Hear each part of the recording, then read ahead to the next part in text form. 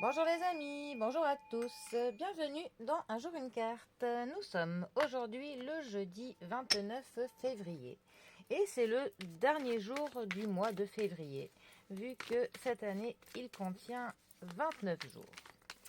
Alors, j'ai choisi aujourd'hui le tarot de l'art nouveau. Voyons voir ce que ce tarot a à nous annoncer pour ce dernier jour du mois, pour clôturer ce mois de février, en beauté de préférence. Alors, nous avons le roi de denier, qui est accompagné du chariot. Le chariot aime bien sortir en ce moment. Alors, la famille des deniers. Les deniers nous parlent de l'argent, de nos finances, de tout ce qui est de l'ordre du matériel et aussi parfois de la santé, de tout ce qui est quantifiable. Notre roi de denier, lui, ça peut représenter un homme, ça peut représenter le banquier déjà.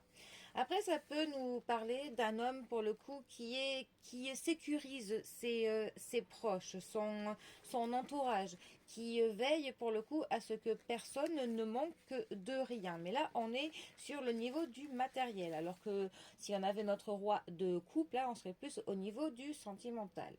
Mais c'est vraiment le modèle du père. Pour ceux qui s'y connaissent un peu dans la mythologie, c'est le roi Midas. C'est une carte qui nous parle de pouvoir, qui nous parle de l'abondance. Les mauvais traits de ce roi pourraient être de l'autorité qui nous écrase. Ça pourrait être de l'avarice. Et cette carte aussi, quand elle est du mauvais côté, ça nous parle d'une mauvaise gestion financière. Ensuite, nous avons le chariot. Alors, le chariot, septième arcane majeur du tarot. Le chariot est la carte générique du travail. C'est aussi une carte qui va nous parler pour le coup de volonté, de progrès, d'une victoire, de la confiance en soi, la confiance en ses capacités et en ce qu'on fait, et aussi d'avoir le contrôle de la situation. Ça peut aussi nous parler de certains déplacements, ça nous parle d'aller à un point A à un point B, et ça aussi dans le sens plutôt métaphorique, de se dire, enfin voilà, en fait c'est autant le parcours que l'on peut faire au niveau déplacement que le parcours que l'on se fixe, que le chemin autant spirituel que le chemin pour atteindre ses objectifs. Par contre, quand il est mal positionné, ça nous dit que l'on avance un petit peu sans trop savoir où on va, aveuglément.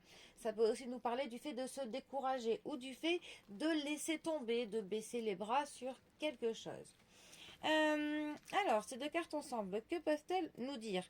Ça pourrait très bien, pour le coup, dans un tirage personnel, parler à quelqu'un que son père essaye de tout contrôler, que le patriarche essaye d'avoir la main sur tout, qu'il a vraiment une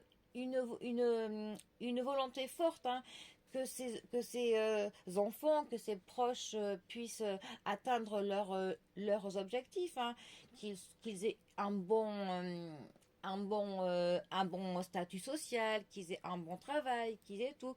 Sauf que le problème, c'est que il veut tellement tout contrôler, il gère tout, régente tout, que ça peut être très écrasant pour le coup pour ses proches. Ça peut même limite les décourager et faire que finalement ils vont préférer laisser tomber que continuer à avoir ce contrôle patriarcal trop imposant.